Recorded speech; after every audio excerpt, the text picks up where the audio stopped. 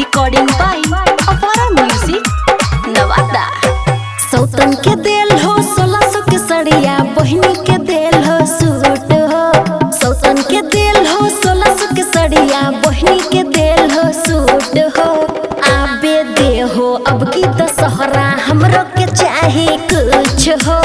आबे दे हो अब की दशहरा, हमरो के चाहे कुछ हो।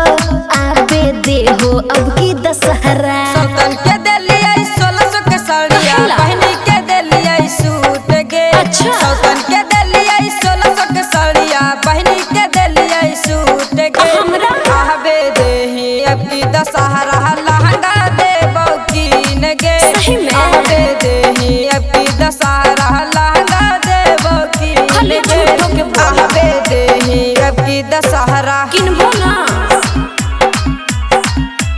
प्रेम से बोला खावे वाली मैया की। पिछले साल कोइल हो सुमित भूल गइल हो वादा। सब दिन के मानो होला भरवो से ज्यादा। तू तो हमरा से प्यार नहीं करो हो। अब की तुझे कहीं से देबो कीन गे। अच्छा। नवादा के मेला में कारी है पसीन ठीक है गे। को फोनो न करबो तोरा के, हम लो भर लेबो ढूंढ हो। फोनो न करबो तोरा के, हम लो भर लेबो ढूंढ हो। आबे दे हो अब की दशहरा, हमरो के चाहे कुछ हो। आबे दे हो अब की दशहरा, हमरो के चाहे कुछ हो। आबे दे हो अब की दशहरा। समझ लो हमर बात के।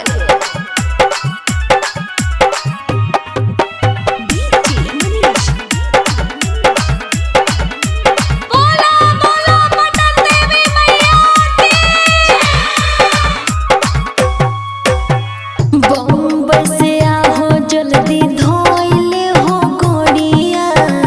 साथे साथे चलल जाई बुक क के गोड़िया। ए हो जल्दी आबा, साथे साथे जीवे घूमे। लॉकडाउन लागल रनिया, बुझे परेशानियां। फिर बहाना? कोरोना के केस में नहीं खुला है दुकानियां। बिकी सुमित छोटू अब की भरोसा जई तो टूट हो। बिकी सुमित छोटू अब की भरोसा जई तो टूट हो। आबे दे हो अब की दशहरा, हमरो के चाहे कुछ हो। आबे देही अब की दशहरा,